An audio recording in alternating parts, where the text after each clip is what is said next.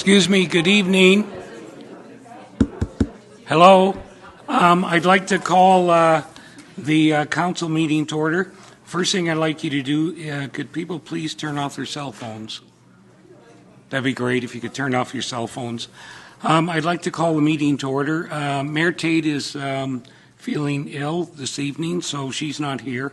And I'm the acting mayor for this month and next month, so she's asked me to preside over the meeting. The first item, there is no new business and there's no additional supplementary information that's been presented at council. Before we get an approval of the agenda, I would like to recommend that item 3-1 be struck off the agenda as Jeff MacArthur is unable to attend tonight, and that relates to item number 9.1 on the main agenda under reports requiring action. So if I could get a motion to approve the agenda with those changes. So moved. It's been moved and seconded. All those in favor? Opposed? Carried. Could I get a motion to deal with the adoption of the minutes of the regular council meeting of January 9th, 2017? It's been moved and seconded. Any errors or omissions? Could I get a motion, or I'll call the question. All those in favor? Opposed? Carried. Our next item of business is dealing with item 5, delegations. Structured Water, James Duggan. And Mr. Duggan, you have 5 minutes to make your presentation. Thank you very much. Yes, and green light and then yellow light, I think, comes on when it's 1 minute left, and then red light, things stop. Okay? Yes, thank you. So thank you very much for coming. Carry on. Thank you very much for the invitation.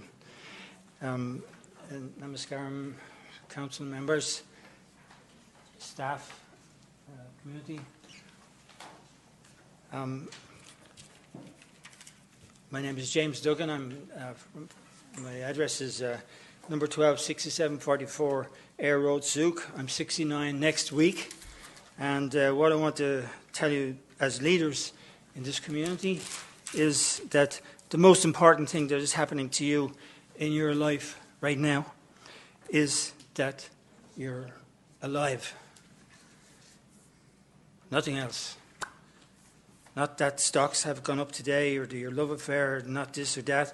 What I'm getting at is, suppose tomorrow that, and I don't wish this on anyone, but suppose tomorrow you lose half your money and you're feeling depressed and your mind says, I want to die. Close your mouth. Hold your nose like this. And your body says, I want to live. Or your loved one dies and you feel like you want to die yourself. Check. The thing is that every time you feel a little suicide or depressed, just check. The life within you says, to hell with all these things, I want to live. So what I want to know is the most important thing that's happened to you is life itself, not the fancy thoughts that you have, not the emotions that you have, not financial arrangements or family arrangements or whatever rubbish you have built up all around you. These are just all accessories to life. Frills. So many frills that we're missing the forest for the trees. Pun intended. The fundamentals have been forgotten. Right now, most people, life means their job, their house, their buildings, the car they bought. Life means their wife, their husband, their children. No, life means what's throbbing here. This is life. Not even your body, not your mind, not your thoughts, not your emotion. What is right now throbbing here? This is life. And because this is on, everything else seems to be meaningful. If this one stops, nothing around you means anything to you or to anybody. The reason I'm bringing your attention to this one little fact about life is, I'm sorry to say this, but the water that's coming out of your taps is not alive. It's actually dead, and it's toxic. And you don't need to take my word for it. In fact, don't believe anything I say. Check it out for yourself. However, the good news is that there's a man in North Vancouver. Actually, the good news is that water is the only thing that you can bring back to life that I know of on this planet. And you do it by vortexing it through implosion.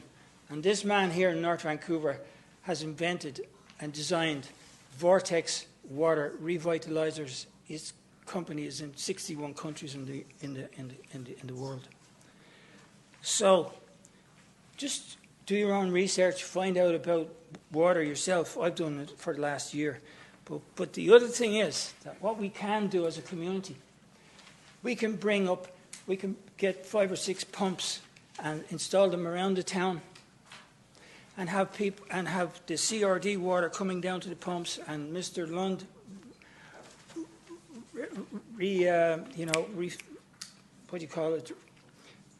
install these vortex units into the pump so that when people come up with their buckets, they can get fresh, living water, alive, in their buckets for free, and take it home and start, coming alive themselves, because they're drinking something that's actually going to do them well. This is why the people are sick. This is why the mayor is not here tonight. She doesn't realize it, but that's a fact. We're not drinking the right water. So anyway, I want to thank you very much for allowing me to come here tonight. And this is what I have. I went over to North Van and I bought them myself. It's fantastic. My shower, my kitchen unit. You wouldn't believe what fresh, living water tastes like. It's incredible. Anyway, check it out for yourself. If you want ask me any questions, I'm around. Easy to find me. And I brought this actually for the mayor. This is living water. Anybody want it? Okay. Nobody wants living water. There you go. Thank you very much, Mr. Duggan. Are there... Thank you very much. Thank you. Are any council members have any questions? Okay, great. Thank you very much. No? Thank you very much. The next item is the public question and comment period. It's 10 minutes, 2 minutes for each speaker on any item that is contained within our agenda tonight. Is anyone wishing to come forward?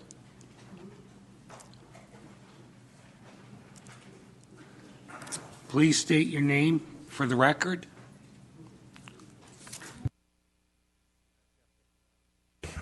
Jeff Bateman, 7083 Briarwood. I just wanted to make note of, on page 298 of the agenda tonight, there is a note from Miriam Lambert regarding electric vehicle charging stations.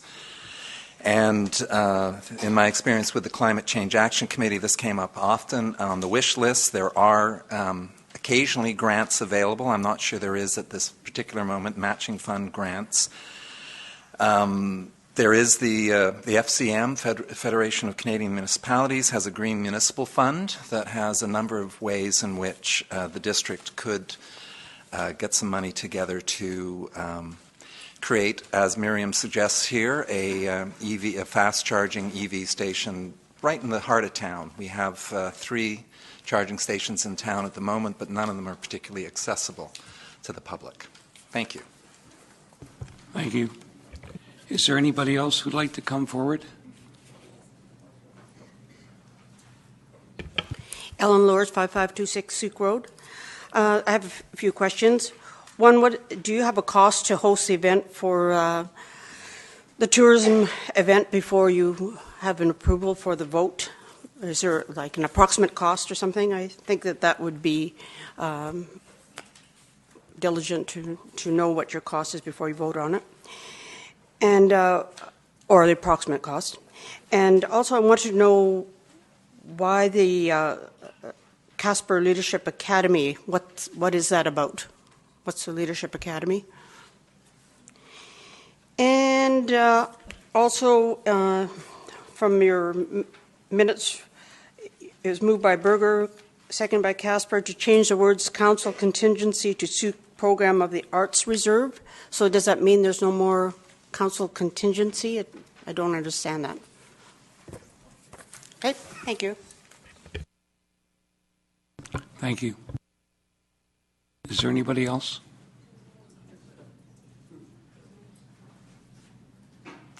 Hearing none, we'll go on to the next item on the agenda, and that's the public hearing and related bylaws, and that's bylaw number 558, zoning bylaw amendment 6003 at 1781 Minnie Road and 7057 West Coast Road. There's a staff report, a staff presentation for this.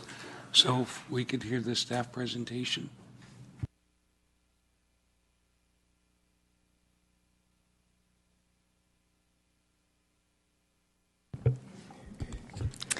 Good evening, Your Worship and members of Council. The application to rezone 1781 Minnie Road and 7057 West Coast Road from rural residential, RU4, to small lot residential, R3, received first and second reading on May 27th, 2013. The properties were included into the sewer specified area on November 14th, 2016.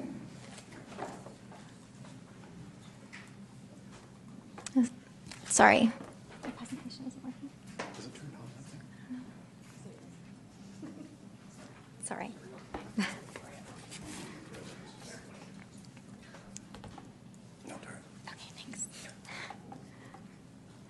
The subject property is highlighted in red on the map showing on the screen. The lands surrounding the subject properties are zoned rural residential with lot sizes varying from 700 square meters to 4,000 square meters.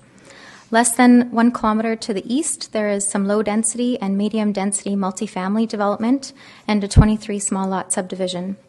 The applicant would like to add new residential lots to an existing neighborhood. At this point in time, the developer has proposed a draft plan for 11 to 14 lots ranging in size from 700 square meters to 1,400 square meters. However, this concept plan may change at time of subdivision application as a result of more detailed studies that are submitted, such as geotechnical studies and drainage studies, as per the requirements of the Subdivision and Development Standards Bylaw. In addition, the applicant will have to satisfy Ministry of Transportation.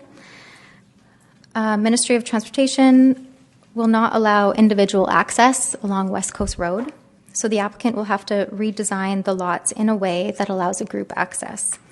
The applicant is aware of this, but has chose to wait until the subdivision to get into this level of detail. This map shows the location of the existing sewer lines.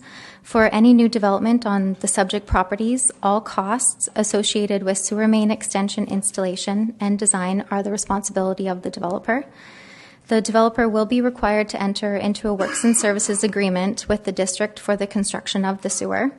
The servicing agreement will include a signed and sealed design and cost estimate by a professional engineer, as well as security for the agreed costs of the works. A riparian areas regulation assessment report was prepared in 2012, and an update confirming that this report was still valid was received from the environmental professional in December 2016. Wright Road Creek bisects the property, and there is a drainage ditch that discharges from a culvert on West Coast Road to midpoint of the creek. The streamside protection and enhancement area setback requirements are 10 meters from high water mark of the creek and 2 meters around the drainage ditch. There is a 15-meter floodplain setback and a 1.5-meter flood construction level that apply to the subject properties. If a developer wishes to reduce these requirements, Souk's floodplain regulation bylaw lays out the procedure on how to obtain a site-specific floodplain exemption. The Souk Community Amenity Contribution Policy is applicable to this rezoning, and this forms part of the Section 219 covenant that is part of this application package. The official community plan supports this rezoning application because it is within an area designated for growth and will be compatible with the surrounding area. The applicant, Herb Haldane, is here tonight on behalf of the property owner and is available for any questions you may have. Thank you.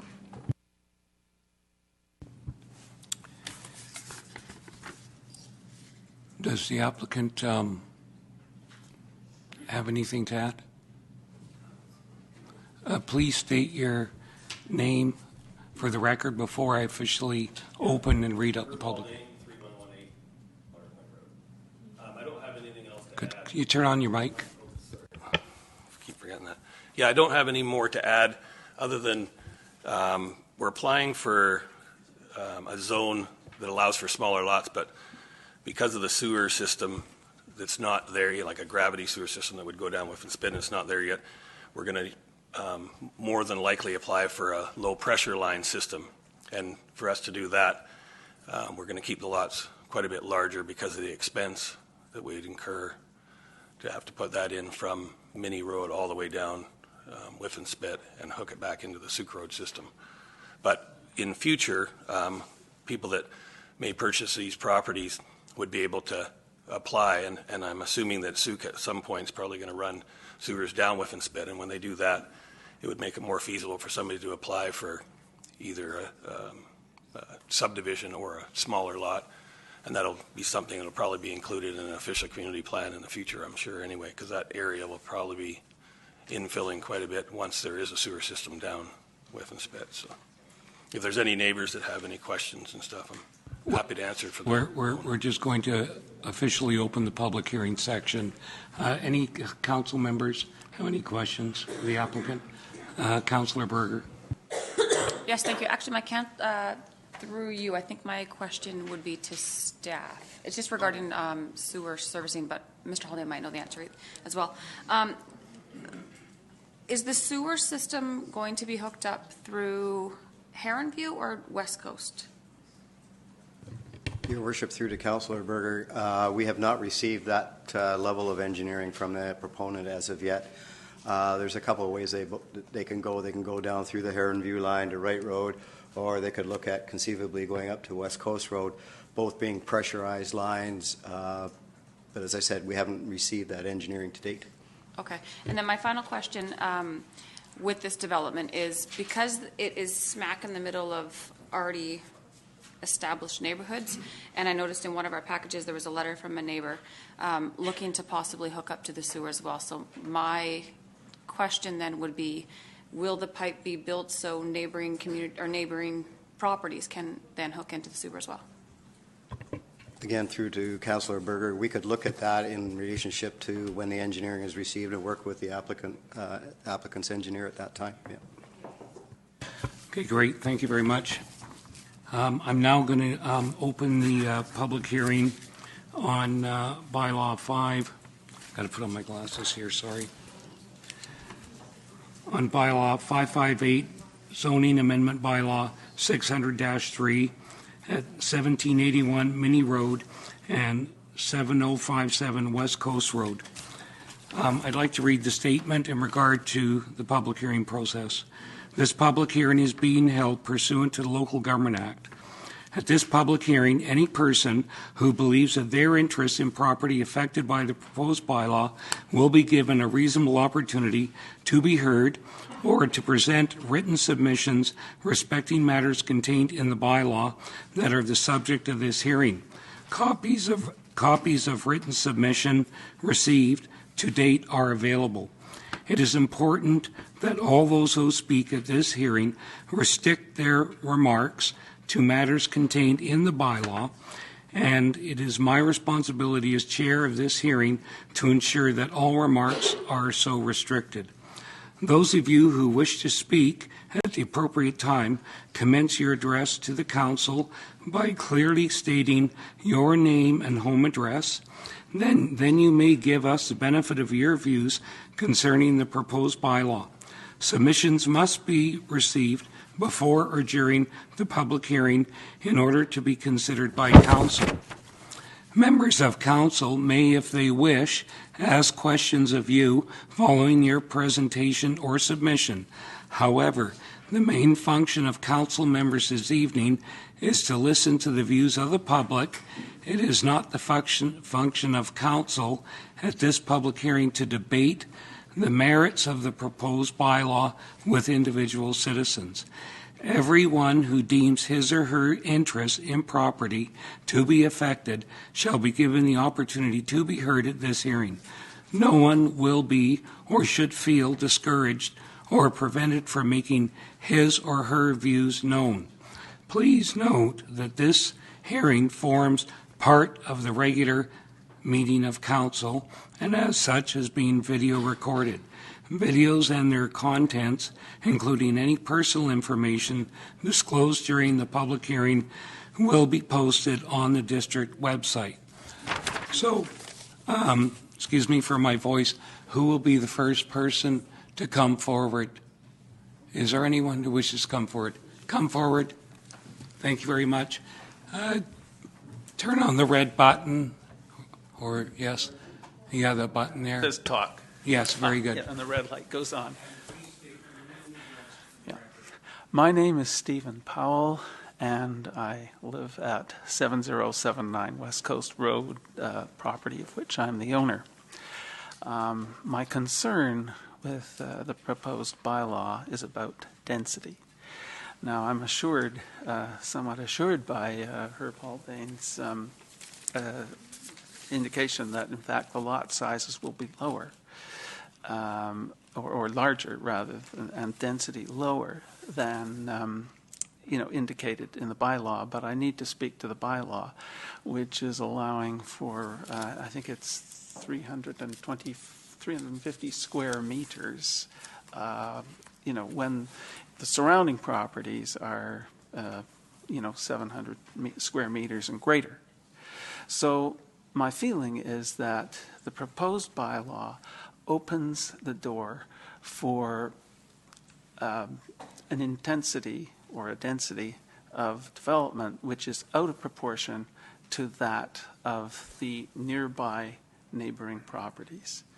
That's really what I'm here to say.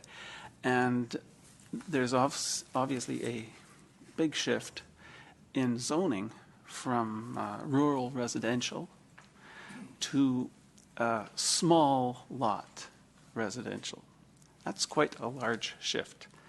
And so I think that in view of, what might be called the desirability of neighborhood coherence, it would be better to have larger lots. And yes, it's assuring to hear that at present larger lots are under contemplation, but speaking to the bylaw, maybe in fact that should be in the bylaw. Well, really, that's all I have to say. Thank you very much. Any council members have any questions? Thank you. Is anyone else wish to be heard? Don't be shy.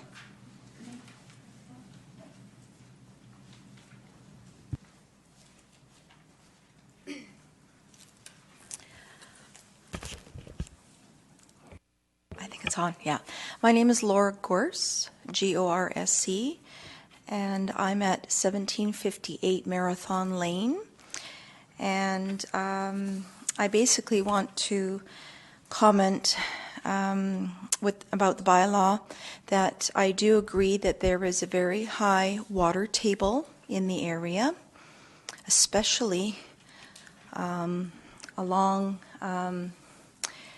where the First Nations lands are, up to the back portion where basically it's called a swale, is where the swale actually starts for Wright Road Creek. So, and I believe there are underground springs there as well that the water is coming up from, and then it would have to obviously filter out and towards where the ocean, which based on a study which I take is still in place that you guys had done by Kerwood Liddell Associates, I believe it was back in January 2012, about Wright Road Creek and how it's rated as a highly sensitive area. I've actually witnessed sea otters actually coming up that swale area. Okay. We also have, like I said, raccoon family in there. They're, feeding on the invertebrates that are in there as well. And the thing is, I know this is the third attempt, or probably the fourth attempt this property has made under a different person, obviously now. And I'm very concerned about the riparian area, the 15 meter of the flood area that is going to be reduced. And what's going to happen is the people on Marathon Lane and the people on Minnie Road, they're already experiencing this now. We are going to have flooding problems. We are already on a clay base there now. And again, we're looking at the swale is the filter system for that, the amount, the rainwater, the water that's being collected in that area that's being run off from the clay area underneath our topsoil, and that's where it's going to.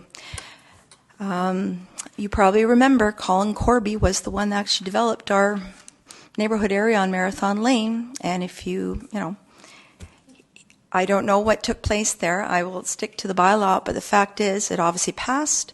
We are well aware of the when we have excess water that it's running into that swale, and if we're going to have like the culvert now that's there on the proposed property, is it big enough? Is it going to be like I said, for the amount of water that we're getting in that area?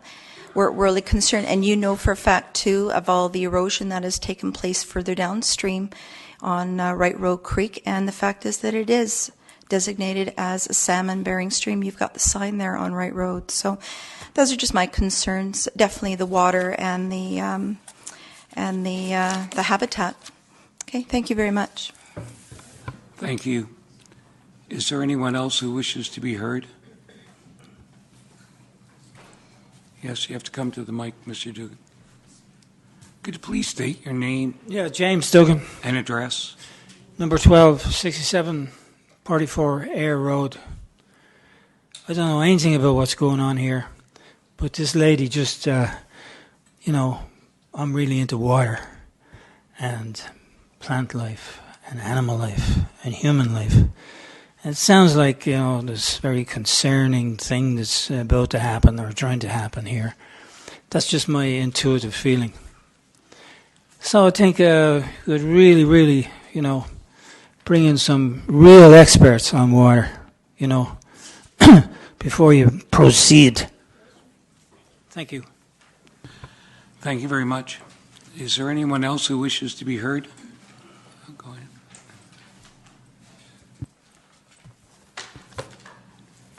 Name and address for the record, please. Gail Hall, 2517 Souk River Road. This is extremely confusing to me because we've got 2013, 2017, and things all over the place here, but I guess my concern is the same as it's been since we were transformed with bylaws, because this bylaw 558 is not complete within itself. It depends upon the bylaw in the big zoning bylaw. So really, when you look at 558, all you know is that they want to change from RU4 to R3, and but there's nothing in the bylaw to have it stand alone. And I've brought this forward before, and bring it tonight again. And this is the last time it'll be in here.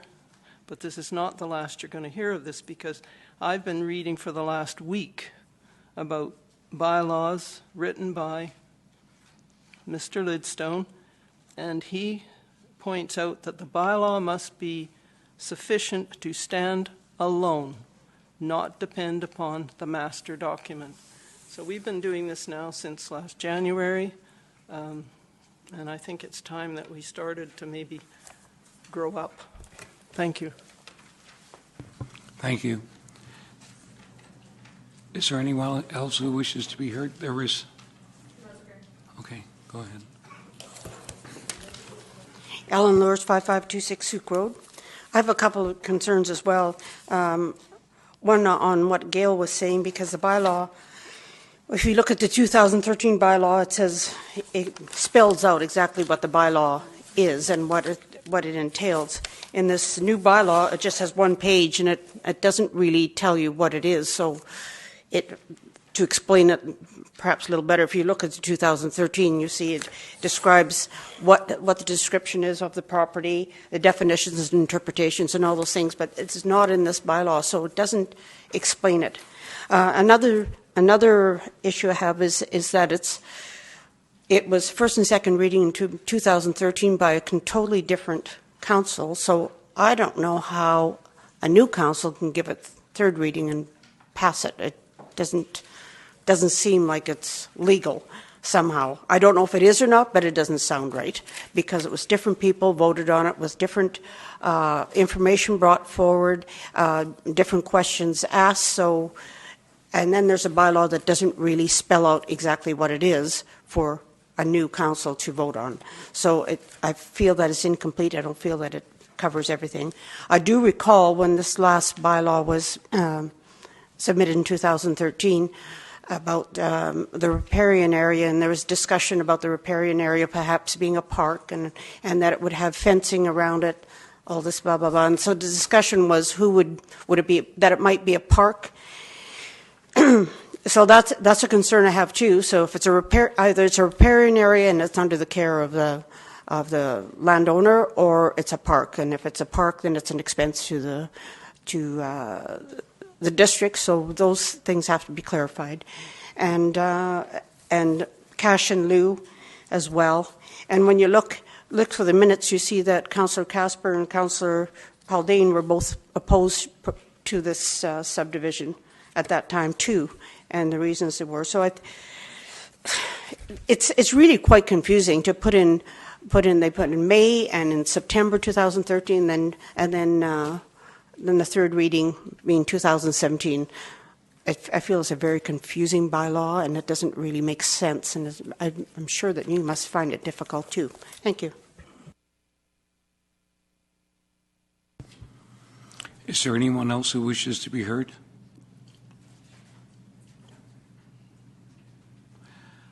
I'll call for the first time again.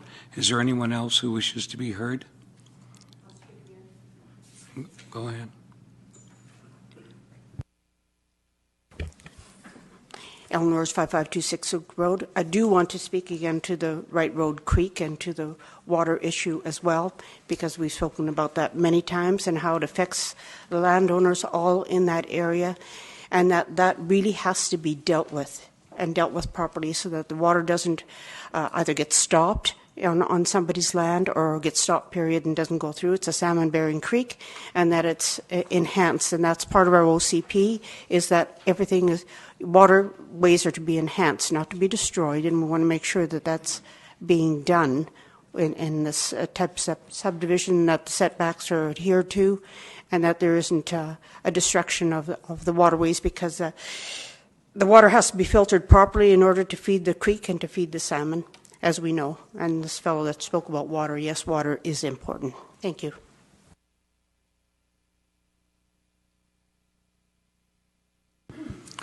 Is there anyone else who wishes to be heard? I'll call a second time. Is there anyone else who wishes to be heard? Yes, ma'am.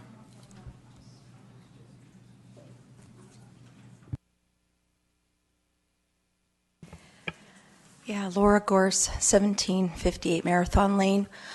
I've actually witnessed the items that are actually on the existing properties that we're talking about. We actually have broken up concrete that has filled in that property because it was a low-lying marsh area many, many years ago. I don't know if there's any asphalt in there, but I can see it from the road.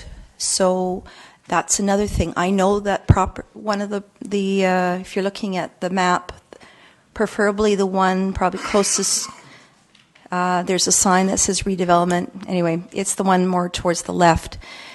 I remember that property when I first moved here to Souk. And there was none of that fill that added. It was not native soil, which is key, especially in an area where you've got a creek running along across West Coast Road along that property, and then you've got it intersecting in a T right almost in the middle of that property. So I would be very concerned about the fill that is currently there right now. And like I said, what it's doing to the water in that area and leaching into the ground. I know we're not on well, but the fact is it does leach into our the tributary area. So, okay, thank you. Thank you. Just for the public and for council's benefit, there are 3 pieces of correspondence. One dated January 20th, 2017 from Reagan Morban. Another piece of correspondence dated January 23rd, 2017 from Glenn Turlock. And the third piece of correspondence dated January 23rd, 2017 from Allison Forster. And that these items shall be attached and included in the record of the public hearing. And all members of council have copies of that information. So I'll ask for a third and final time. Go ahead, Mr. Duggan.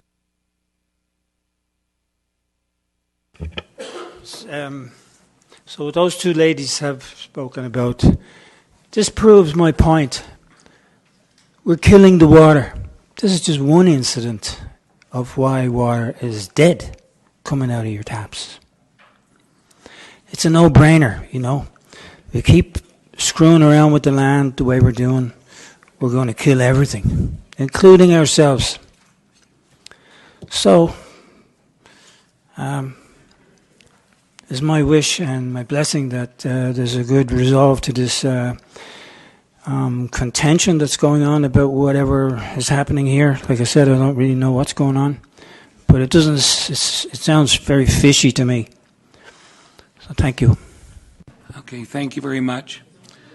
So I'll ask third and final time. Is there anyone else who wishes to be heard? Hearing none, I'll declare the public hearing closed. Now, there's a recommendation that the bylaw be considered for a third time.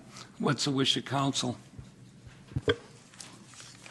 Councillor Pierce. I'll move the recommended action.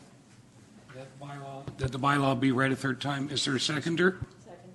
It's been moved and seconded. Any further discussion? Councillor Berger. Yes, thank you. Through you to staff. And just going through the material again, I've noticed a couple times where there's talk of QEP being done. I'm just wondering, is that done and complete with the file? Through the chair, a riparian areas report has been done by a QEP, and there will be further environmental studies done at time of development permit because it is an environmentally sensitive area. Okay, thank you. And then also further to that, just for our clarification as well as the public's, I've noticed that there's also a covenant attached to this property that speaks to the sensitivity of the riparian area of the creek and everything to do with the requirement of a qualified environmental professional. So is the covenant still in place on the property as well? Through the chair, the covenant is specific to amenity contribution and Ministry of Transportation requirements. It doesn't say anything about the QEP because in our official CUNY plan on map 5, this land shows that it is an environmentally sensitive area with the creek going through it, so it triggers environmental requirements within the official CUNY plan. Okay, thank you. Okay, the question of... sorry, Councillor Parkinson. Through you, Your Worship. My question was just confirming that there is going to be enough parking in this subdivision because there are always complaints about having too many vehicles on the road and not enough places to park them. So that is just one of the main concerns for the entire town. And you had asked the question because I was concerned about the flooding. So, and that's all under control. Thank you. Thank you. Councillor Ray? Yes, thank you, through you, Your Worship, to staff. I just, with the QEP and the riparian area and the sensitivity, but what we also heard here this evening was the issue about the floodplain and the water level. I would assume that that will all be done as required to meet the concerns of the public that have spoken? Yes, as a condition of the development permit as well as the subdivision, we will be requiring a stormwater management plan, which will also address the sensitivities downstream as well as the quality of water that will be flowing from a development. Thank you. Okay, is there any further discussion from council? Okay, hearing none, I'll call the question on third reading of the bylaw. All those in favor? Opposed? Carried. Thank you very much. The next item is bylaws, and it pertains to item number 8.1, and that's for council's consideration of bylaw number 641, zoning amendment bylaw 600-27 at 2110 and 2120 Church Road, that the bylaw number 641, zoning amendment bylaw, be adopted. Councillor Pearson. Moved. Third reading? No, final adoption. Final adoption, sorry. Is there a seconder? Second. It's been moved and seconded. Any discussion? Hearing none, I'll call the question. All those in favor? Opposed? Carried. The next item is item B, or 8-2, the Revenue Anticipation Borrowing Bylaw, number 660-217, and the recommendation is that council adopt the Revenue Anticipation Borrowing Bylaw, number 660-217. What's the wish of council? It's been moved. It's moved and seconded for adoption. All those in favor? Opposed? Carried. The next item is item 8-3. That's the Sewer Reserve Bylaw, number 661-217. So I understand, is there a staff report on that? Mr. Blackwell? Yes, Your Worship. So page 149 is the staff report. And so this is basically just to bring the way the sewer fund is being budgeted into compliance with the legislation, because if we do want to set aside funds within the sewer fund itself into a reserve, we need a bylaw to do so. It's been happening in the past kind of without a bylaw, and really the funds, when you don't have a bylaw, really they're just part of your unappropriated surplus. Yes. Councillor Pearson. So through the chair to Mr. Blackwell. So then the purpose of this bylaw then is to actually dedicate the money towards the sewer fund as opposed to it being an operational surplus? Is that what I'm to understand? Yeah, through the chair. Yes, it's to keep the sewer fund with a fund itself. So the sewer surplus doesn't go into the operating surplus. Okay, thank you. Okay, so the recommendation is to consider first reading. I'll move first reading. It's been moved and seconded. All those in favor? Opposed? Carried. The next is second reading. I'll move second reading. It's been moved, seconded for second reading. All those in favor? Opposed? Carried. I have a question, and it relates to the funds. When they go into the reserve fund, is it specifically earmarked for capital improvements within the existing specified area that contributed to creating that fund? Yes, Your Worship. The way the bylaw is drafted right now is that it's the purpose of the funds could be for sewer operations in general. Generally, they wouldn't be used except for capital. For example, the centrifuge we were looking at before, those kind of things. So really, that's what it's for. So it would be minor and major capital. That's of the direct benefit to the people who are paying the bill right now, correct? That's correct. And my only fear or concern is that I wouldn't want to see these funds being used for any other purpose outside of the current specified area, because it's those ratepayers who have actually footed the bill. And I think in the staff report, it was noted that if the money wasn't used, then it should, in theory, be deducted from the parcel tax, correct? That's correct. If you can't budget for a surplus, then you're going to have to find a way to not have a surplus, which would be reducing the revenues. There's a whole review that would have to be done, of course, before we look at anything to do with the amount and possible expansion or non-expansion of the sewer system. But the plant itself is really where the reserve fund from this that is at the plant is kind of where any expenditures would take place. Okay, very good. Councillor Pearson. Sort of a little bit off topic, but it just reminds me that we were looking for a report from staff in regards to the parcel tax for sewer, and the current rates. So is that in progress? I guess through the chair to staff. Through Your Worship, we this time of year actually is when we do our parcel tax roll, so that'll be coming out soon. That's a cutoff of January 15th, so then we look at all the properties, put together the assessment roll, that'll go in the paper, it'll be public review for a 2 or 3 week period. So, but the actual rates themselves, that's a different story, and that would be the Development Services Directors. Thank you. Councillor Ray. Yes, through you, Your Worship, to staff. So I'm just following up on the comments already made. So in terms of this sewer reserve bylaw, would this be used if there wasn't enough funds to cover repairs and maintenance in the area that's already been paid for by the parcel tax?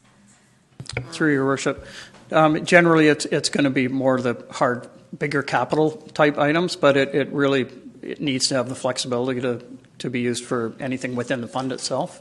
If we start saying, it only applies to these people and not these people, then it's going to get very difficult to manage that. The number of parcels grows over time, and we generally the surplus is for everybody that's participating, and is occurring, say for 2016, the surplus is from the 2016 people that have paid the parcel tax and the generation fees, right? A follow-up. Sorry, I may not be clear in my comment, sorry. So basically, it will only be used for those who are currently contributing, like anywhere within the sewer specified area. What I'm trying to say is you're not going to be using this money to expand or do maintenance in new areas. Through Your Worship, the fund itself the way the bylaws drafted it could be used for any capital expenditure. Okay, so including expansion. It wouldn't be anywhere near enough to cover any of that. So. Okay. All right. Okay. Our CAO. Thank you, Your Worship, through to Councillor Ray and Pearson. Let's use the centrifuge as an example of a capital expenditure, and you can't run the plant without a centrifuge. So it really doesn't matter who's hooked in and who's paying what parcel tax. The centrifuge is a required bit of equipment for the plant to operate. So everyone who is contributing to the parcel tax and to this fund would benefit from. So it's not like you can limit it to SSA 1, for example, because we've already gone outside the bounds of SSA 1 and allowed other people to hook into the system. So does that add any more clarity? Councillor Through the Pearson. chair to you. I didn't mean to confuse the issues. It's just it popped into my mind that we had passed a motion or no, we had asked for a report back from staff on the parcel tax and people joining the sewer specified area and what they should be paying to catch up. So unrelated, I was just using the opportunity to bring it forward. Thanks. Yeah, and I didn't think that my questions or comments would anticipate a lot of dialogue. But I just wanted to make sure that we don't lose sight of the principle that current users have made contributions. And if there are surplus funds that are derived from their parcel tax, then I think the proper thing to do is to make sure that that money is spent to the benefit of those who contributed. And I think it's a basic principle that I subscribe to. Even though it's not clearly written in the bylaw, I don't think many people would argue that. So the question now is third reading. What's the wish of council? Move third reading. It's been moved and seconded. All those in favor? Opposed? Carried. Thank you very much. The next item is item 9, and we just go back here. We struck 9.1 off the agenda, and now we're dealing with development permit amendment at 6995 Norden Road, Phase 5 on Heron View Villas. And do we have a staff report on that? Yes, Your Worship. There's a staff report that was prepared. This is not the first time that this amended development permit has come forward. Due to market situations with regards to this development, what they are doing or what they are proposing is changing slightly the size of the units. They are still going forward with the original siding. The landscaping will be increased. So there really isn't any significant changes to the original development permit. And if you look at the staff report, it does go into the past. The last time that the applicant came forward with an amendment application, it's the same thing. And I'd be happy to answer questions beyond that. Do any council members have any questions? What's the wish of council? It's been moved and seconded that council authorizes the issuance of development permit amendment PLNO 1291 for the purpose of amending the development permit for 6995 Norden Road, Phase 5, with updated elevation drawings, site plan, and landscaping. Any further discussion? Call the question. All those in favor? Opposed? Carried.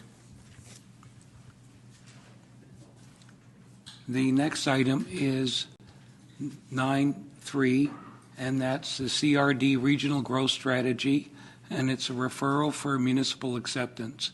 And there's a recommendation that council accept Bylaw 4017, the Capital Regional District Growth Strategy Bylaw, number 1, 2016, and that council directs staff to notify the Capital Regional District, CRD brackets, of the District of Sauk's acceptance. Is there a staff report to this? Yes, Your Worship. At our November 23rd, 2016 meeting, the CRD gave its first and second reading to the Regional Growth Strategy Bylaw and directed that it be referred to the municipal councils for acceptance or rejection by February 2nd, 2017. In May of 2016, Council provided initial feedback on the draft growth strategy, and at that time, Council's priorities were twofold: ensuring that Sauk is considered as a major centre in the region and that water would be available for all the Sauk residents regardless of the growth boundary. In this revised draft, those two concerns have been taken care of from staff's perspective. The water availability is there upon certain conditions being met. One of them would be safety, one of them would be health. And I think that if you use that towards getting water to a certain point within the district boundaries, it shouldn't be a problem if the funding was there to do so. The other was to look at the growth area, and that has not changed within the boundaries of the District of Sauk. So based on that, we're quite comfortable that, it's quite a healthy document if you want to read it, but the rest of it is pretty boilerplate stuff and really doesn't have any significant impact on the district. Thank you very much. Councillor Pearson and then Councillor Ray. Well, through the chair to you, thanks, Mr. Howard. And again, it seems that they're moving along the change curve that I would like them to move along with.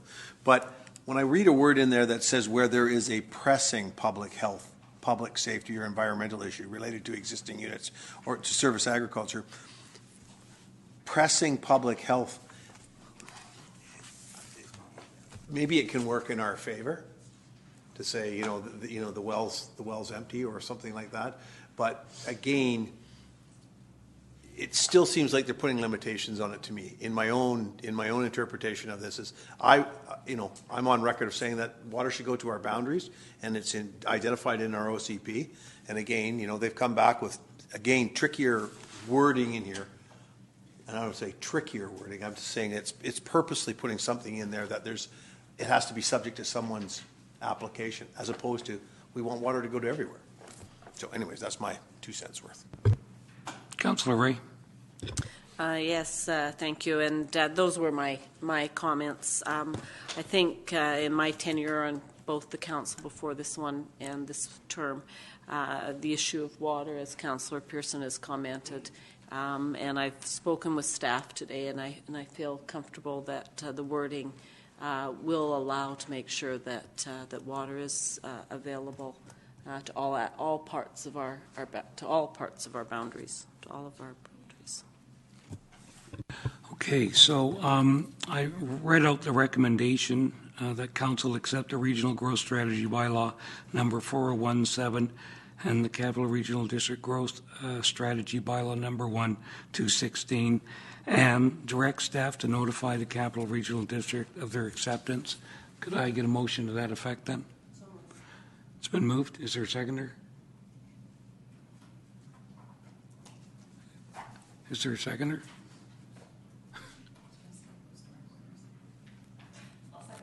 Okay. It's like pulling teeth. Well, I haven't spoken on it. I would urge council to support it because it's the right thing to do, and there have been some changes that were made at the insistence of our council. And when I was on the board, I brought those items forward, and I was pleased to see that they were accepted, and there were, amendments made to the first draft of the document. So this may just be an exercise in futility, because I was advised last week that Via Royal was not accepting this bylaw, so that means that it would probably go to arbitration process. But that being said, there's nothing stopping us from supporting it, because if it does go to arbitration in order to get a review or acceptance, then if our municipality gives support, then it will help our neighbor, namely the Wandafuka area in particular. Councillor Pearson. Directly to the chair, and I know that you sat on these meetings at the board level. So where did the wording come from? I'll ask you now. Pressing health. For your opinion on that, that was just and obviously I'm going to support this because it's an improvement. But where did that word pressing public health? Well, public safety I get, but public pressing health. Well, that's always been a provision, and perhaps the wording was modified. But if there was a health issue raised in regard to water quality, then the regional growth strategy cannot impede that process. So if a chief medical health officer said that there had to be community water installed or something had to be done, and that was a particular case out west of our area with the improvement district at Kemp Lake, there was an order issued to make huge improvements to their facility to put in treatment. And the decision that was made at the time was to extend the water line to service those people. And I don't think that work was done because it was contingent on a fairly large grant being accommodated from senior level government. Perhaps our staff can. If I may, I'm not too sure if we're going to get much better wording from the Capital Regional District, but I think an analogy would be if you had an area where currently the residents were using well water and the majority of them were starting to run out of water. I think that could be considered a significant health issue because you can't function without water. The other issue is, in talking to some of the staff members at the CRD Water, one of the reasons why, or the reasons why they didn't extend the water service out Otter Point was when they look at the land use and the capability of future development under the current OCP and zoning, there wasn't sufficient development potential to fall under their DCC program. However, what I was told that does not stop the residents of that particular area in going forward and talking to the CRD Water and coming up with an alternate payment plan. Councillor Pearson again, and then we're going to go to... Yeah, okay. And this will be my last comment. I guess, eventually I would like to see that it says that, according to our OCP, is water going to our boundaries. And, we all know that the wells are going dry out Otter Point Road. It's been raised here in this chamber a number of times. And again, it seems like they're dancing around the issues, and maybe our OCP, maybe we need to spell it out in there, that it want water to our boundaries without, anyways, that's enough for me. Thanks. Councillor Parkinson. Through you, Your Worship, and the question is to you, sitting at the board table, listening to the what was taking place. Do you feel that it will be no problem getting water to our borders? Because that is what we have all requested, that everybody has the same opportunities here in Souk. So if you feel that that would not be a problem, then I would be in support of it. Well, I can't speak for other members on the Capital Region Water Commission, and I can't speak for the Juan de Fuca Water Commission, but the Juan de Fuca Water Commission, and I would let Councillor Pearson speak to that. That they have already taken a position. Correct me if I'm wrong. That's correct? Correct. And so that matter has not come before the Capital Region Water Commission yet. And, I've been of the view that for some time that the Capital Regional District really has, and the regional growth strategy shouldn't be a document that dictates who or who shall not have water. So, that's been my position. And I'm sure that that's Mayor Tate's position, at the board too. So, okay, so Councillor Berger. Yes, thank you. And just to follow up on the comments that you guys have already made, I agree with Councillor Pearson. I would love for it to say that we can have water extended to our boundaries, but I think that's thinking a bit too optimistic. But I am happy with the changes in their wording. Before, it was very vague whether they would even entertain the idea of bringing water into our boundaries. And I think our position at this table now is to make sure that we make a very clear point within our official community plan review that that's our intent, because there is wording under their policy number 2 that says if municipalities have statements within the regional context statement as well as the regional growth strategy, that they'll look at bringing water to those areas and look at doing a service review. So I think it'll be upon us to make sure that we have that loud and clear within our own documents. Thank you. I'll call the question. All those in favor? Opposed? Carried. Oh, yeah, you need some water. Go ahead.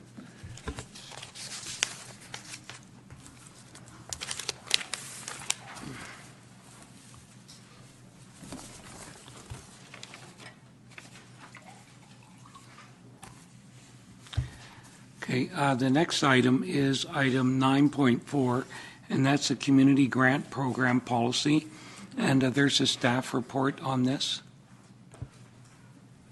Yes, thank you, Mr. Chair. Yes. I want to point out, first of all, for members of council and also any of the members in the public who are here, of what this report is not. This report is not about who gets what money from council. Staff have no opinion on who council gives money to or in what amount.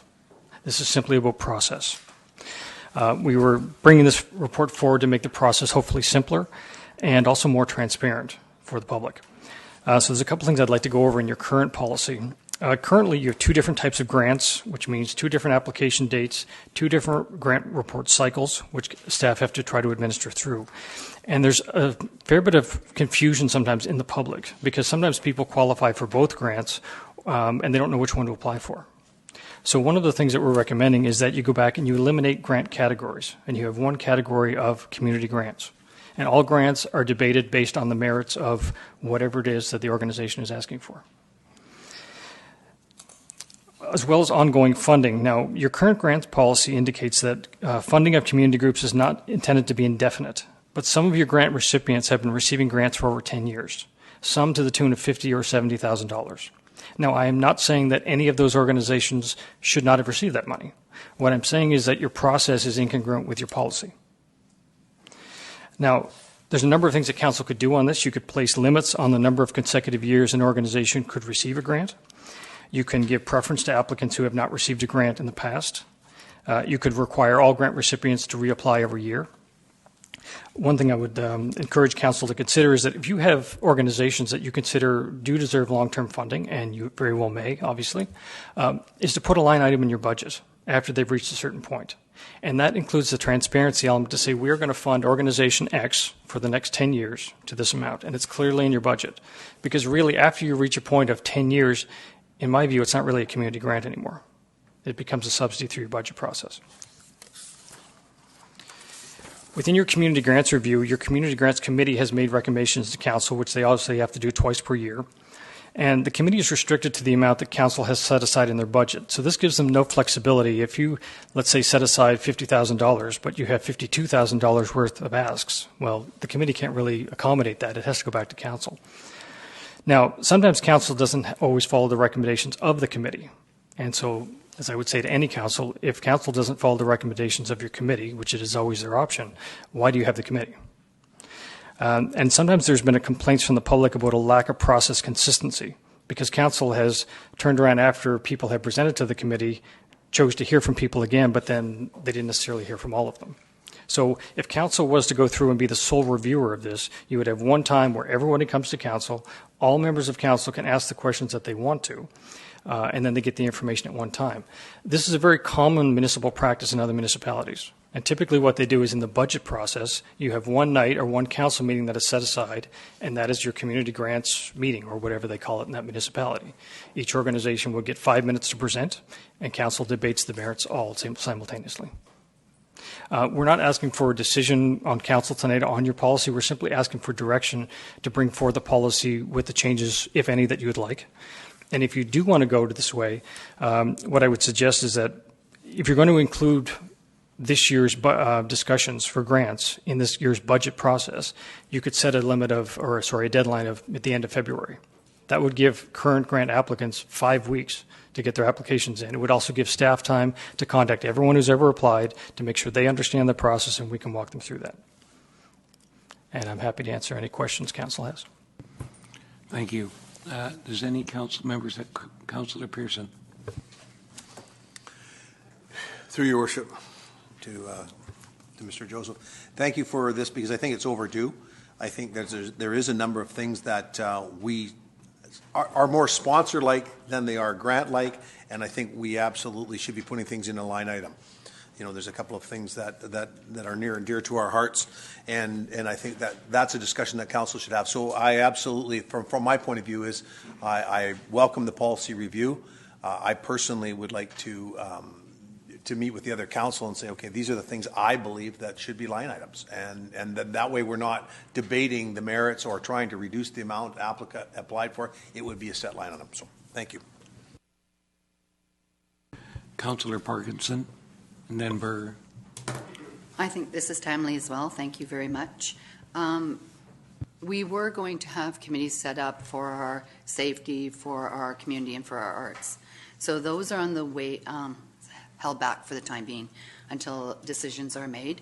But at one of the previous meetings, Councillor Kasper made the motion that all art grants go to the Arts Committee. So I would like to see that the two be separated so that you have, because the arts are totally set, the food bank's going to get money regardless. So if there's only a set pot, I can see that other of our committees within our town will not be getting anything because we'll be giving it to the food bank, we'll be giving it to the Christmas Bureau, we will be giving it to more of the needy type groups. And I think that they should be separated as we had talked about it. We also had line items for the arts as well, which was taken away previously with another council. And the Sauk Fine Arts Society was a line item. The Sauk Philharmonic was a line item. The Arts Council was, in that these people also get money from the provincial government. And so it was decided at the time that we were giving $2,500 from council, but the BC government would match up to $4,000. So why wouldn't we give the $4,000 so that we would get $8,000 instead of $5,000, which would go much further for all the different art groups. So that's why these ones would be line items, so that we could get the matching funds from the provincial government.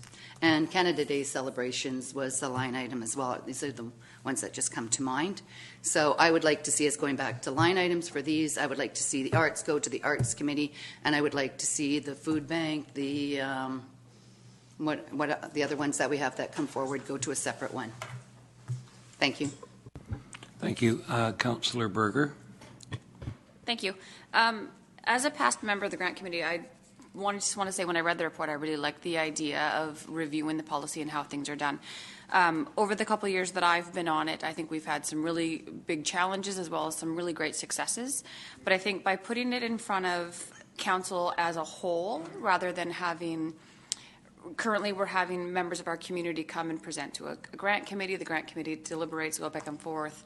Then it goes to council. Those community groups then have to come to council again to clarify any questions from there. So I see this as being a way of streamlining it and having making it easier for all of our community groups. They can just come and present to council and have that dialogue right then and there. So thank you for bringing this forward. I think it'll be a really great opportunity for us to streamline how our community groups work and how this district can help.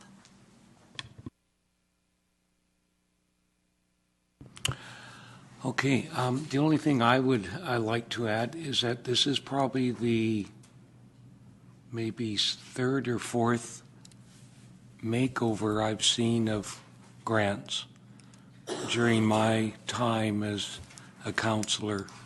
So, you know, and I don't want to go back to history, but before we became a municipality, it was pretty straightforward. You had one individual who had a thing called grants and aid, and that individual would make a decision as to who received a grant.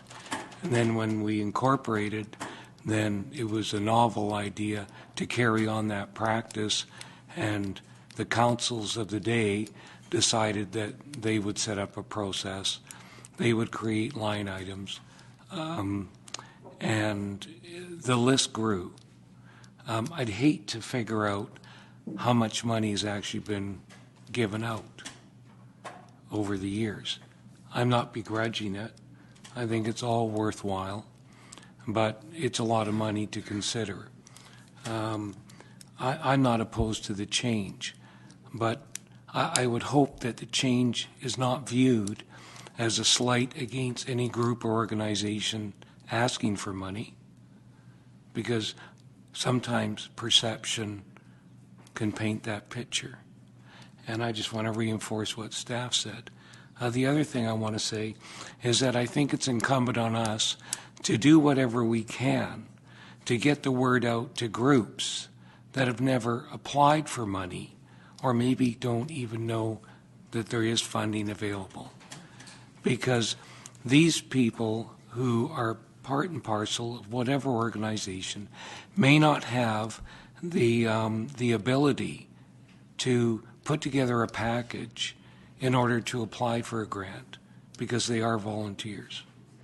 And so if there's anything we can do, and I know Mr. Blackhole's office has done this in the past, is assist groups in waltzing them through the process as far as the grant application and the form and what the requirements are. You know, this all boils down to accountability of public funds. These are taxpayers' dollars. And just, you know, I would hope that if council decides to make the change, and I'm sure our mayor and our other council members not here tonight, Ebony Logans, that it's deemed to be a fair process, and that we do whatever we can, like I say, to encourage others who have never received a penny in any funding whatsoever. And they may be very worthwhile organizations that are doing it on their own. So what's the wish of Councillor Ray? Thank you. Just as my experience as the chair of the committee for a number of years, you know, this is about process, and I think one of the things that we may need to want to look at is the content of who can and what do we cover. I know the experience has been very difficult, especially when people come with the capital items, is trying to recognize what part of things are about salaries or honorariums. And that's created a fair amount of confusion at times because sometimes we've had people come to the Community Grant Committee looking to fund a coordinator's position that has to do with provincial. You know, the provincial scope, and doesn't have anything to do with, you know, the areas for the municipality, some of that downloading that we start to see.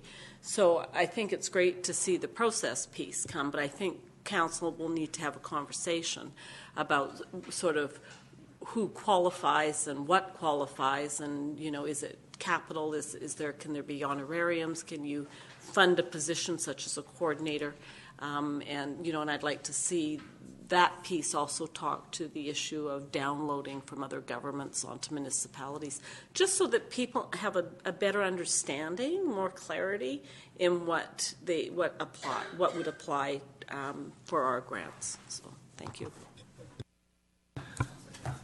Yes, Councillor Parkinson. I'd just like to say with the community grant program, we have always posted it out for the public to see, that it's been posted on our district website. It's always posted on the front door.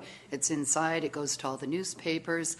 So it is out there for people to react to if they are looking for grants. And I'd like to say that our finance officer has always been there to help out the people with their grants when they've all had their questions. And I've never had any complaints about that. So I think it's out there. Thanks. Okay, so we have a recommendation here, and I just want to make sure everybody understands this. And Mr. Joseph, if there's anything you may want to add to this or suggest we add in what you've heard tonight. So I'll just read it out. The Council approved the changes to the community grant policy as presented in the January 23, 2017 Community Grant Program Policy Staff Report and directs staff to bring a new policy with these changes to Council for adoption, and that Council directs staff to inform the public that all potential community grant applicants that the deadline for 2017 community grant applications will be February 28th, 2017. So, first of all, is Council satisfied with the first recommendation?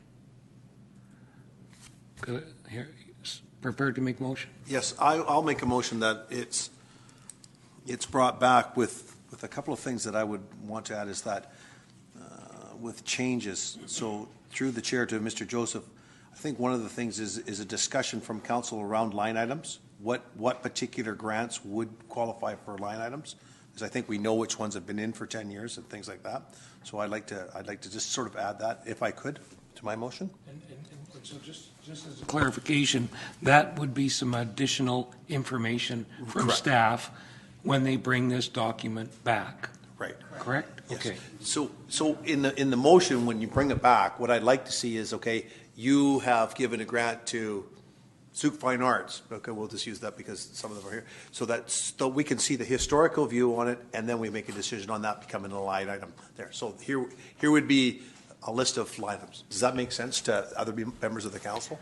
So I'm echoing what Councillor Parkinson said earlier. So. Mr. Joseph. Through you, Mr. Chair. Yes, when I bring the policy back, this is basically just to have an over or high-level discussion so that we can at least let people know when the deadline is and we can continue to tweak the policy. But we can bring back a number of options, sort of like I presented here as far as the before and after, but it's not finalized. You know, we'll be able to have a discussion in the media. You could say, we'll take that out or add this. Not a problem. Thank you. That would be my motion. Councillor Parkinson. So, my question is... Well, is there a seconder to the motion, first of all? Second. Okay, moved and second. Yes, carry on. The motion that you made that the arts projects go to the Arts Committee, can you do a section on that as well into our policy? Because the motion that was made here that we all agreed to was that all art grants would go to the Art Committee. So if we're having an Art Committee, I would like to see it going there. So I would like to see information on Mr. that. Joseph. Through you, Mr. Chair, the challenge with that, Council Parkinson, is that we don't currently have an Arts Committee. Yeah. Right. But we're not even going to have the policy in place, and we want to be able to make recommendations for February 28th. So does that mean that we'll have a separate meeting only for arts? Because we could have 40 different groups coming, and it could probably take a week to get through everybody. Yeah, and I don't want... It's only a month away. And I don't want for staff and council to get into a debate. Mm-hmm. But Councillor Parkinson is correct. There is a standing motion that was approved by council that arts grant applications would be vetted by the Arts Committee. Now, the decision has not been finalized, from what I understood from the mayor's comments, that particular committee is not going to be functioning. No one's told me that for sure. No committees are. Our CAO? If I may, Your Worship, the mayor has decided to put an end to all committees based on the committee structure that was the new committee structure that was put forward to council. That is currently still under consideration by mayor and council. In the meantime, I think what we can do is take a look at motions, resolutions that were made previously. We can have a discussion about that and whether or not it still makes sense to have council continue to support that recommendation or not. It's certainly a conversation that needs to happen around the council table, and staff can help facilitate that conversation.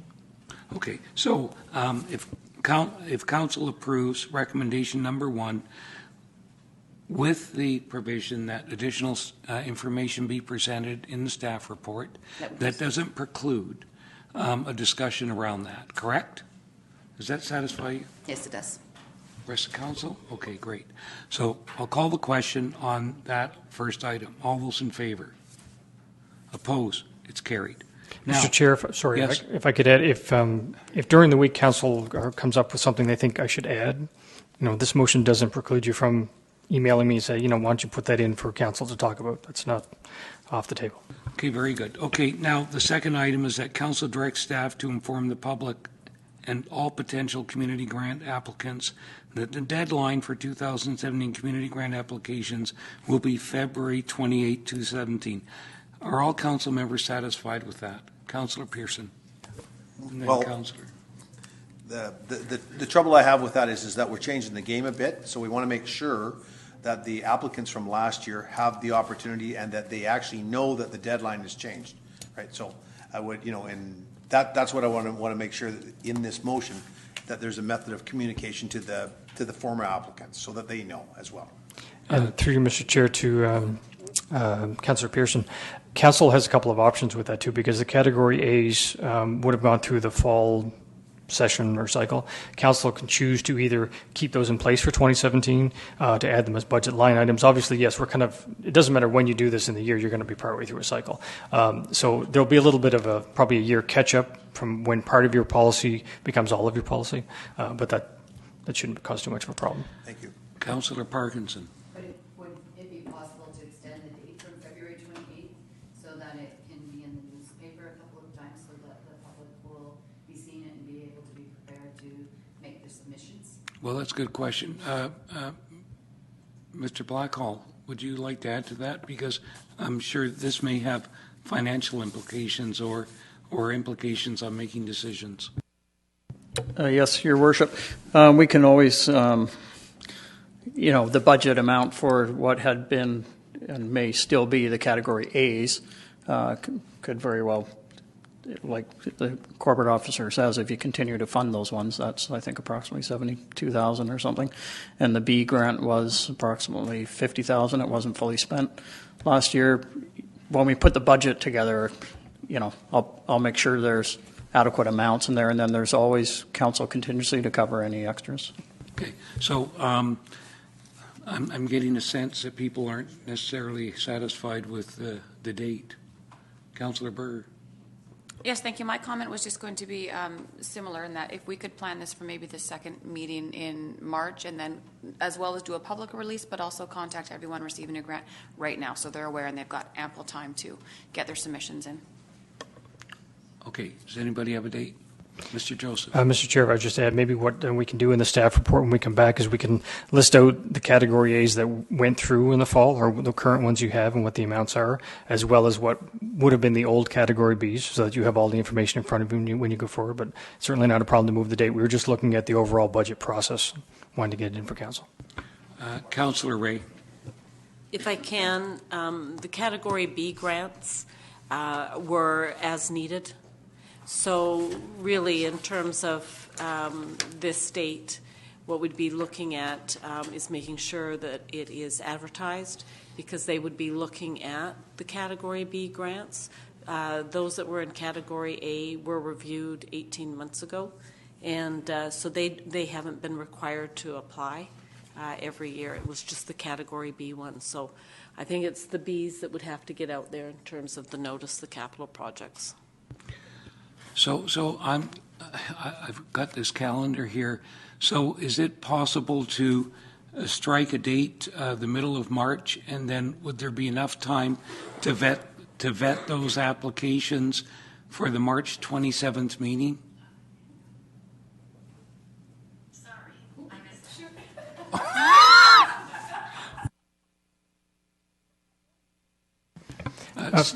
Mr. Joseph. Through you, Mr. Chair, really, staff would just be vetting the applications to make sure that they're complete, and then council will be setting aside 1 or 2 meetings, however many are required, to go through the applicants. So is March 15th, the middle of March, is that acceptable? That's 2 additional weeks. That would be perfect. What's the wish of council? Well, then, could I get a motion to that effect? I would move that. Do you understand? Very good. I'll call the question. All those in favor? Opposed? Carried. Thank you. Is there anything else on this? Good.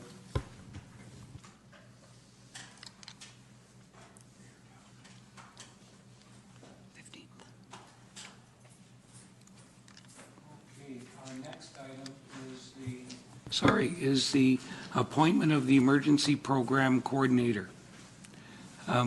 Who's going to lead off on this? Our fire chief? Go ahead. Thank you. Is this your first presentation? Yes, it is, Your Worship. Good. It's a real hot seat. Not a problem. Carry on. All right, so item 9.2, appointment of the Emergency Program Coordinator. That the council rescind the appointment of Steve Sorensen as the Emergency Program Coordinator under Bylaw 137 and Emergency Program Bylaw from 2003. And that the council appoint the position of the fire chief as the emergency program coordinator for the district of Souk in accordance to this bylaw and the emergency program bylaw from 2003. Okay, thank you very much. Members of council, any questions? Nope. I move the recommendation. It's been moved and seconded. Is there a seconder? Moved and seconded. Councillor Ray. No, that was fine.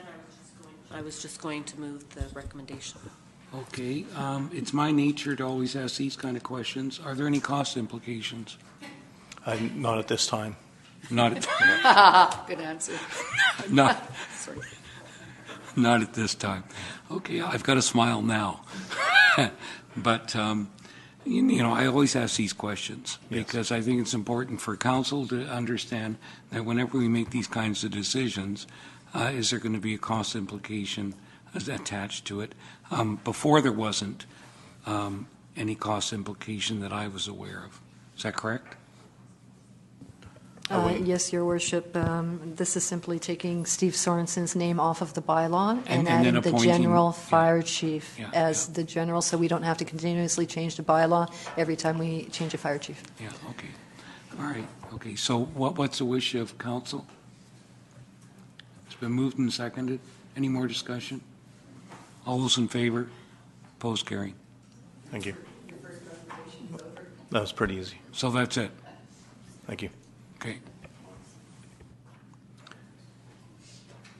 All right. The next item is 9.6, Tourism Vancouver Island 2018 Conference and AGM. Is there a staff report on this one? No, Mr. Chair, there isn't a staff report, but we can answer any questions the council might have. Council have questions? Councillor Berger? Yes, thank you. In reading through this, while I think it would be a good idea, I have concerns with regards to some of the budgetary items.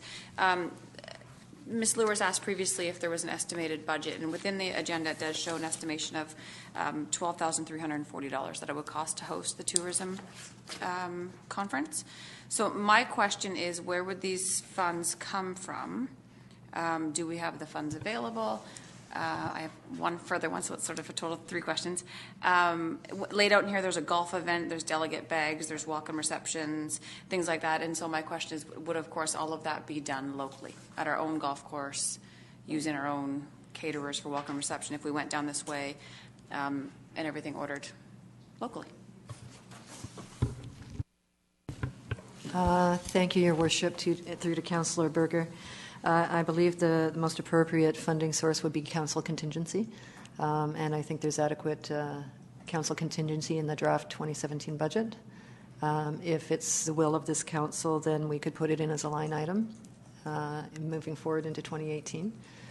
If some other opportunities were to come up, our policy is to use local where appropriate and where we can. I'm not sure if there's some local businesses that can take care of this business, but that would certainly be the first priority of staff, to make sure that it's local. And sorry, what was your third question? Just that. Okay.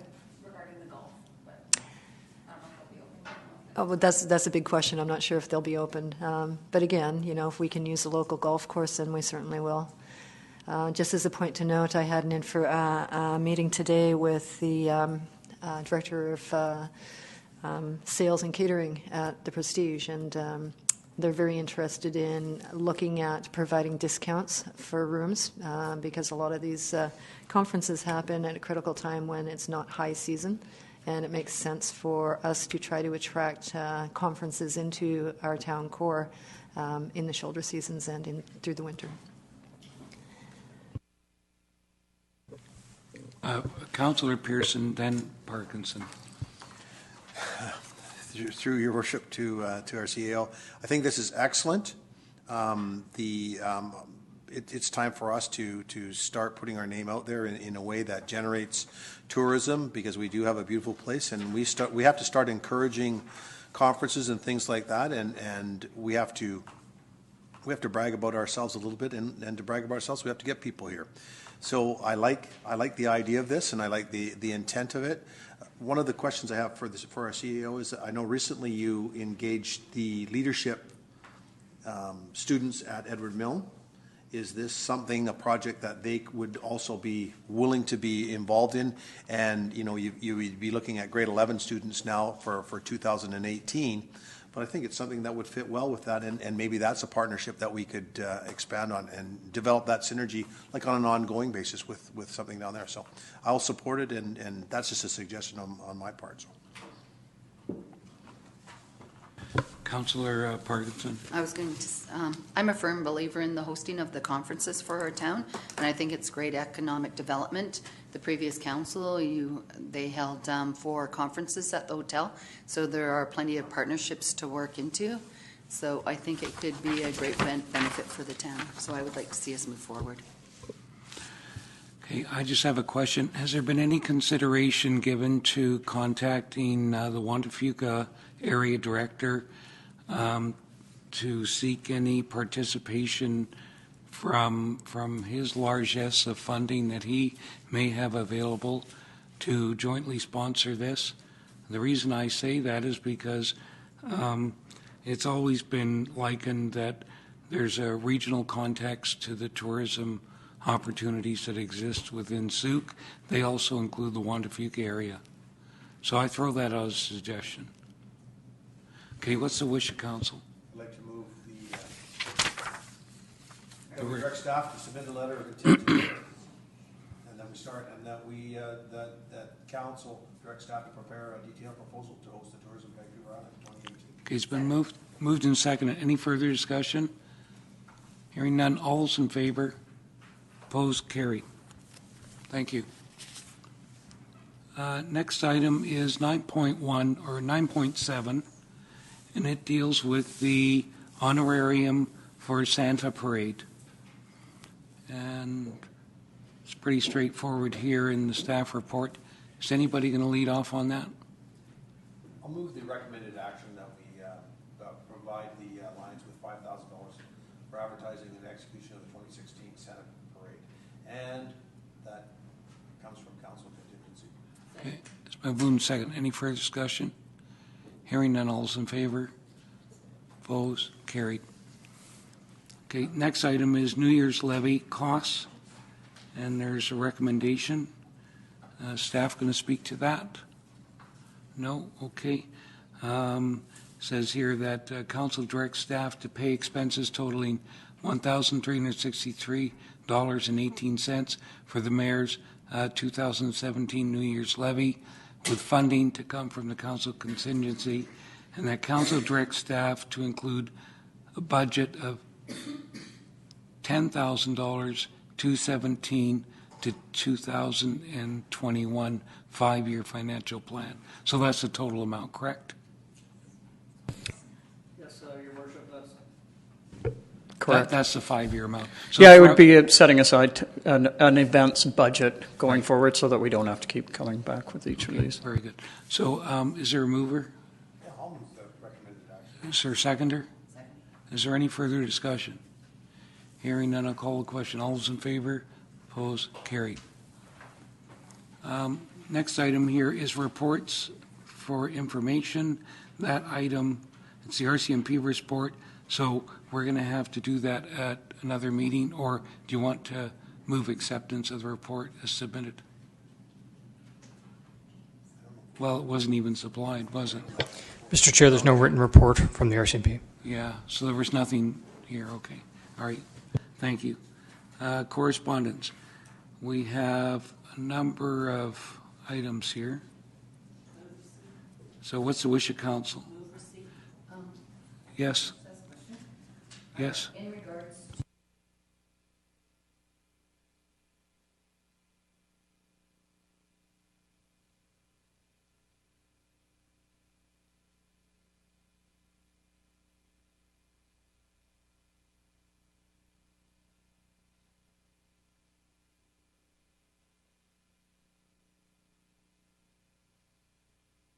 Okay.